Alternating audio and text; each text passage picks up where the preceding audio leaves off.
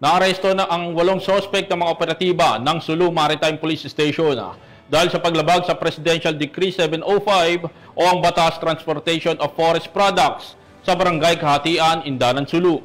Ang buong detalye ng balita mula kay Patrolwoman Verona Calagi. Aresto ang 8 individual dahil sa paglabag sa Presidential Decree 705 o ang Batas Laban sa Illegal Transportation of Forest Products nito lamang ika-16 ng Hunyo taong kasalukuyan sa Barangay Kadyatan, Indanan, Sulu.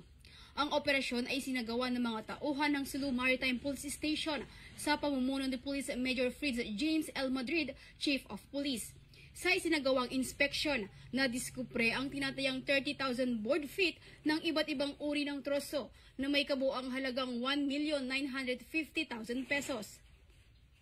Nabigong magpakita ng kaukulang dokumento ang kapitan ng naturang bangka ukol sa legalidad ng kargamento na pag-alamang ang mga troso ay isinikay mula sa Languyan, Tawi-Tawi at patungong Sulu. Bukod sa mga troso, kinumpis ka rin ang mismong lancha na may tinatayang halagang 1,000,000 pesos.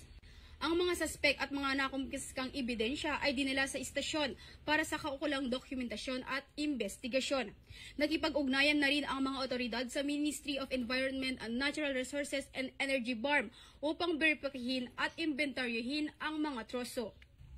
Sasampahan ng kasong paglabag sa Presidential Decree 705 ang mga naarestong suspek. Ang mga kapulisan ay patuloy na nagbabantay laban sa iligal na pagputol at pagbebiyahe ng mga produktong gubat sa rehiyon tungo sa mas ligtas at luntiang Bangsamoro. Mula rito sa rehiyon ng Bangsamoro, ako ang inyong Police News Network Correspondent, Patrolwoman Veronica Calagi, alagad ng batas, taga-taguyod ng Balitang Pulis. Maraming salamat, Patrolwoman Lagi.